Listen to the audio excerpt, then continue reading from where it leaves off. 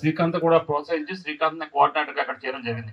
మిమ్మల్ని అందరినీ రిక్వెస్ట్ చేస్తున్నా, ఏ విధంగా అయితే ముమ్మడివరం శాసనసభ్యునిగా ఉన్న నన్ను ఇక్కడ అమలాపురంలో మీరు అందరూ ఆదరించారో అదే విధంగా శ్రీకాంత్ కూడా ఆదరించి మీ అందరి సహాయ సహకారాలు శ్రీకాంత్ అందించేలా తెలియజేసుకుంటూ మరి తప్పనిసరిగా నేను మాత్రం ఇప్పుడు కూడా శ్రీకాంత్ శాసనసభ్యుడైనా మీకు అందరికీ అందుబాటులోనే ఉంటాను.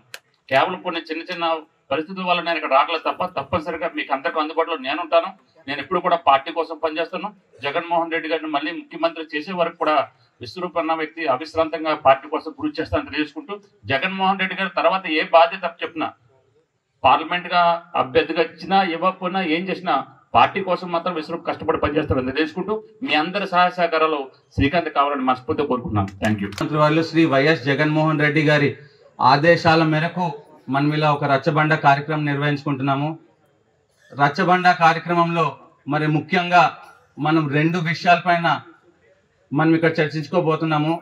మొట్టమొదటిది మరి పార్టీని క్షేత్ర స్థాయిలో బలోపేతం చేసుకోవడం ఒకటైతే, మరి గడిచిన 5 సంవత్సరాలు మనము అధికారంలో ఉన్నాము. మనము రూలింగ్లో ఉన్నప్పుడు ఎప్పుడూ కూడా పథకాలు ఏ రకంగా ఇవ్వాలి, ఏ రకంగా ఇంకా మంచి పాలన అందించాలి అని మనం ఆలోచిస్తూనే ఉన్నాము. సో మనం ఆ టైంలో క్షేత్రస్థాయిలో మనం పార్టీని బలోపేతం చేసుకోవడానికి సమయం దొరకలేదు.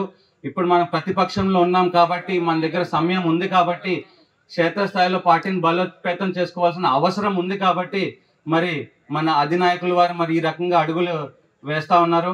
సో ఖచ్చితంగా కూడా మనం క్షేత్రస్థాయిలో పార్టీని బలోపేతం చేసుకోబోతున్నాము.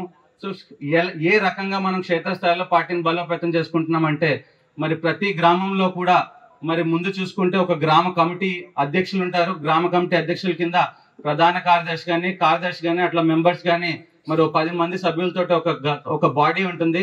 తద్వారా వాళ్ళ ద్వారా మరి సెంట్రల్ ఆఫీస్ నుంచి ఎటువంటి సమాచారం అయినా లేకపోతే ఏదైనా ధర్నా చేయాలన్నా ఏదైనా కార్యక్రమం చేయాలన్నా కూడా సెంట్రల్ ఆఫీస్ దగ్గర నుంచి మరి జిల్లా అధ్యక్షుల వారికి సమాచారం రావడం, జిల్లా అధ్యక్షుల దగ్గర నుంచి నియోజకవర్గ కోఆర్డినేటర్గా రావడం, కోఆర్డినేటర్ దగ్గర నుంచి మండల పార్టీ ప్రెసిడెంట్ల దగ్గరికి రావడము, వారి దగ్గర నుంచి గ్రామ కమిటీలు, తద్వారా బాడీ నుంచి ప్రజల్లోకి వెళ్తా ఉంది.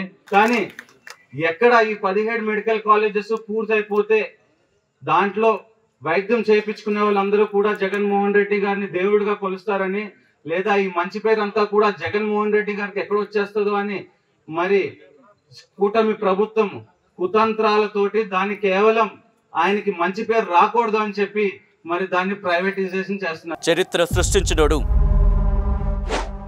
ఇప్పుడు ఆ చరిత్రని తిరగరాయబోతున్నాడు. అబద్ధాల గోడల్ని బద్దలు కొట్టి నిజాలను రాగా మీ ముందుంచబోతున్నాడు. నిజమైన వార్తల కోసం వెంటనే డౌన్లోడ్ చేసుకోండి రా యాప్ని.